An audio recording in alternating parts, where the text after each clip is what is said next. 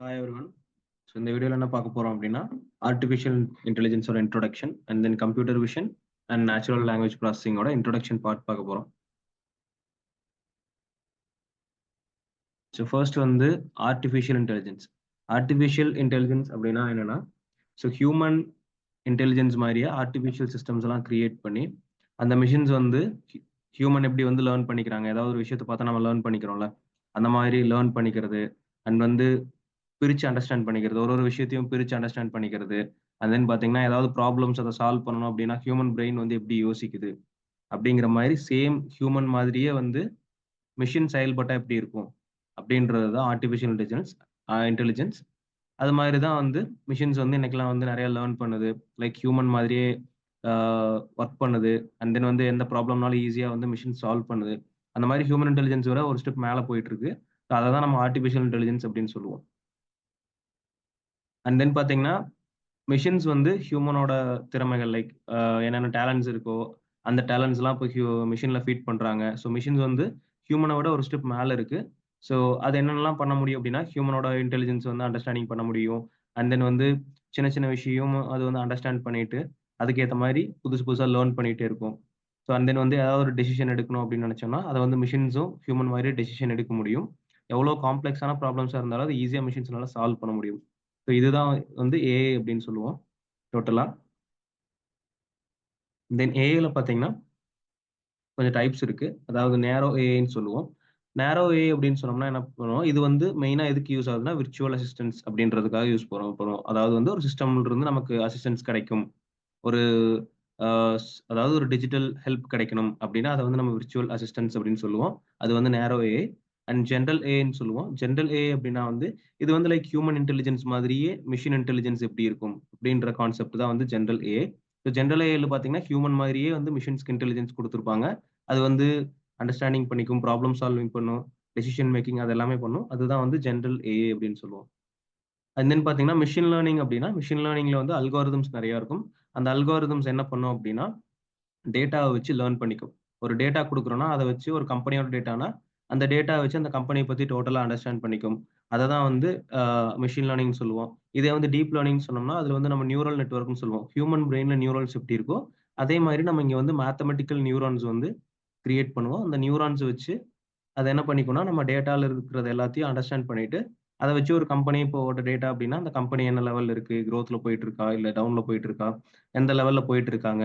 அப்டின்றது எல்லாமே அத அண்டர்ஸ்டாண்ட் பண்ணிட்டு, அதுக்கு மேல எப்டி வந்து ஒரு ஐடியா குடுக்கலாம்? ஒரு கம்பெனி குரோத்ல போறதுக்கு. அண்ட் தென் வந்து அவங்க கிட்ட ஏதாவது ப்ராப்ளம் இருக்குன்னா, அத எப்டி ஈஸியா சால்வ் பண்ணலாம்? அப்டின்ற ஐடியா அண்ட் அண்டர்ஸ்டாண்டிங் எல்லாமே வந்து இந்த அல்காரிதம்ஸ் மூலியமா அ எடுத்து, அதுக்கப்புறம் அதுக்கான சொல்யூஷன்ஸ நம்ம எடுக்கலாம்.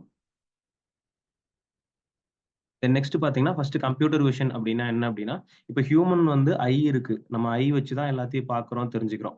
அதே மாதிரியே சிஸ்டம்ஸ் வந்து எப்படி ஒரு இமேஜ பாக்குது. ஒரு வீடியோனா ஒரு கேமரா வச்சு எப்படி எல்லாத்தையும் பார்த்து அண்டர்ஸ்டாண்ட் பண்ணிக்குது. அப்படின்ற கான்செப்ட் தான் computer vision. So computer vision மூலியமா ஹியூமன் அதாவது ஒரு மெஷின் வந்து என்விரான்மென்ட்ல இருக்கிற எல்லாத்தையும் பார்த்து அண்டர்ஸ்டாண்ட் பண்ணி புரிஞ்சுக்க முடியும். அததான் வந்து நம்ம கம்ப்யூட்டர் விஷன் அப்படின்னு சொல்லுவோம்.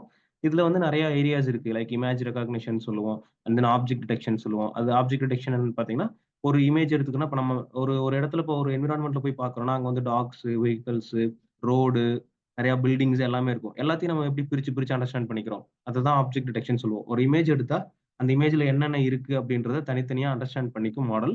அததான் வந்து ஆப்ஜெக்ட் டிடெக்ஷன் அப்படின்னு சொல்லுவோம். சரிங்களா? தென் வந்து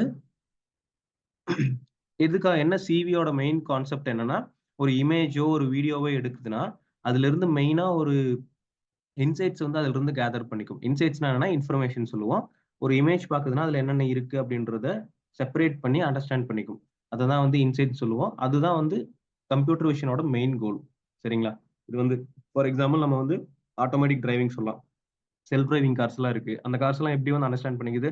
ரோட்ல கேமரா வச்சு தான் அது வந்து கேமரா வந்து அந்த மிஷினுக்கு ஐ மாதிரி. ஸோ அது வந்து நேச்சுரலா பார்க்குற விஷுவல்ஸ் எல்லாத்தையும் எடுத்து, அத வந்து ரெகக்னைஸ் பண்ணி, அதுல என்னென்ன ஆப்ஜெக்ட்ஸ் இருக்கு. லைக் ஏதாவது வெஹிக்கிள் போகுதா, கார் போகுதா, லாரி போகுதா, அண்ட் தென் சிக்னல்ஸ் இருந்தா சிக்னலுக்கு ஸ்டாப் ஆகணும்.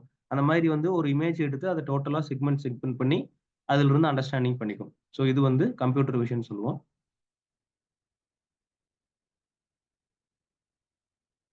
அண்ட் தென் வந்து இமேஜ் ப்ராசஸிங் பண்ணும்போது என்ன பண்ணும்னா, அந்த இமேஜ்ல என்னென்ன இருக்கு அப்படின்றத தனித்தனியா எடுத்து அனலைஸ் பண்ணி அண்டர்ஸ்டாண்ட் பண்ணிக்கும். இப்ப இங்க ஒரு டயகிராம் இருக்கு. இதுல பார்த்தீங்கன்னா கூட, ஒரு கார் போயிட்டு இருக்கு. அந்த கார் எப்படி அண்டர்ஸ்டாண்டிங் பண்ணிக்குது. அதாவது ஹியூமன்ஸ் போறாங்கன்னா, அத தனியா வந்து ஹியூமன்ஸ் போறாங்க. சிக்னல்ஸ் இருக்கு, சைக்கிள்ஸ் இருக்கு, முன்னாடி வெஹிக்கிள்ஸ் இருக்கு.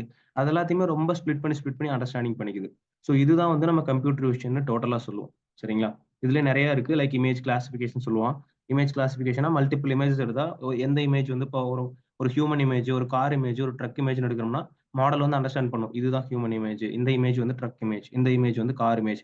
அந்த மாரி செப்பரேட் பண்ணி அண்டர்ஸ்டாண்ட் பண்ணிக்கும். அததான் வந்து கிளாசிஃபிகேஷன் சொல்லுவோம். சரிங்களா? இமேஜ் செக்மென்டேஷன்னா ஒரு இமேஜோட செக்மென்ட் லைக் வந்து இது வந்து இந்த கேட்டகரி ஆஃப் இமேஜ். இது வந்து இந்த கேட்டகரி ஆஃப் இமேஜ். அப்படின்னு வந்து செக்மென்ட் பண்ணி அந்த இமேஜ வந்து ஸ்ப்ளிட் பண்ணி சேவ் பண்ணி வைக்கும். ஸோ அத வந்து நம்ம இமேஜ் செக்மென்டேஷன் அப்படின்னு சொல்லுவோம். இந்த மாரி ஆப்ஜெக்ட் டிடெக்ஷன், ஆப்ஜெக்ட் எக்ஸ்ட்ராக்ஷன் அப்படி வந்து நெறைய ஏரியாஸ் இருக்கு கம்ப்யூட்டர் விஷன்ல. இந்த நெக்ஸ்ட் பார்த்தீங்கன்னா, நேச்சுரல் லாங்குவேஜ் ப்ராசஸிங் சொல்லுவோம். நேச்சுரல் லாங்குவேஜ் ப்ராசஸிங் என்னன்னா, இங்க வந்து டோட்டலி லாங்குவேஜ் ரிலேட் பண்ணது. அதாவது இங்க மல்டிபிள் லாங்குவேஜஸ் இருக்கு. ஒரு மெஷினுக்கு வந்து எப்படி லாங்குவேஜ் அண்டர்ஸ்டாண்ட் பண்ணிக்கும்? ஒரு மெஷின் வந்து எப்படி பேச முடியும்? எப்படி மொழிய அண்டர்ஸ்டாண்ட் பண்ணிக்க முடியும்? அப்படின்ற கான்செப்ட் தான் டோட்டலா நேச்சுரல் லாங்குவேஜ் ப்ராசஸிங். அதாவது என்ன லாங்குவேஜ் இருந்தாலும் அந்த மெஷின் வந்து அண்டர்ஸ்டாண்ட் பண்ணிக்கும். அதுக்கப்புறம் பார்த்தா ஒரு டெக்ஸ்ட் குடுத்தோம்னா, அந்த டெக்ஸ்ட்டோட சென்டிமென்ட்ட வந்து அண்டர்ஸ்டாண்ட் பண்ணும். அதாவது இப்போ அது பாசிட்டிவான வேர்டா? இல்ல நெகட்டிவான வேர்டா? அப்படின்றது எல்லாமே அண்டர்ஸ்டாண்ட் பண்ணிக்கும். அண்ட் தென் வந்து ஒரு டெக்ஸ்ட் குடுத்தோம்னா, அந்த டெக்ஸ்ட்ட வந்து ஷார்ட் பண்ணி புரிஞ்சுக்க வச்சுக்கும். இல்ல நமக்கே வந்து ஒரு பெரிய டெக்ஸ்ட் குடுக்குறோம். அத ஷார்ட் பண்ணி எனக்கு வேணும் அப்படின்னு சொன்னா, அத வந்து டெக்ஸ்ட் சம்மரைசேஷன் சொல்லுவோம். அந்த வொர்க் எல்லாமே NLP பண்ணும். அண்ட் தென் வந்து ஏதாவது லாங்குவேஜ் டிரான்ஸ்லேஷன் பண்ண இப்ப Google டிரான்ஸ்லேட்டர்லாம் போனீங்கன்னா, உங்களுக்கு லாங்குவேஜ் மாத்தணும். ஒரு லாங்குவேஜ்ல இருந்து இன்னொரு லாங்குவேஜ் உங்களுக்கு புரிஞ்சுக்கணும்னா எப்படி புரிஞ்சுக்கிறீங்க? இந்த மாரி தான். அதாவது NLP வந்து ஒரு லாங்குவேஜ் குடுக்குறீங்கன்னா, அந்த டெக்ஸ்ட்ட அண்டர்ஸ்டாண்ட் பண்ணிட்டு, வேற லாங்குவேஜ்ல அதுக்கு ஆப்ட்டான வேர்ட வந்து உங்களுக்கு குடுக்கும். அண்ட் NLPயோட கான்செப்ட் என்ன அப்டின்னா வந்து, ஹியூமன்ஸ் வந்து எப்படி டெக்ஸ்ட் அண்டர்ஸ்டாண்ட் பண்ணிக்கிறாங்க அப்படின்ற மாரியே, மிஷின் எப்படி டெக்ஸ்ட் அண்டர்ஸ்டாண்ட் பண்ணுதுன்னா, NLP வச்சு தான் அண்டர்ஸ்டாண்ட் பண்ணுது. சரிங்களா? இங்க வந்து நம்ம ஒரு டெக்ஸ்ட் யாரா பேசுறாங்க அப்படின்னா, அந்த மொழிய கேட்டு நம்ம புரிஞ்சுக்கிறோம்ல. அதே மாரி மெஷின்ல வந்து மல்டிபிள் லாங்குவேஜ் ஃபீட் பண்ணியிருப்பாங்க. அத NLP யூஸ் பண்ணி ஃபீட் பண்ணியிருப்பாங்க. ஸோ அது வந்து கேட்கறது மூலியமா எல்லா லாங்குவேஜும் அண்டர்ஸ்டாண்ட் பண்ணிக்கும். அதுக்கு பேஸ் ஆனது NLP தான்.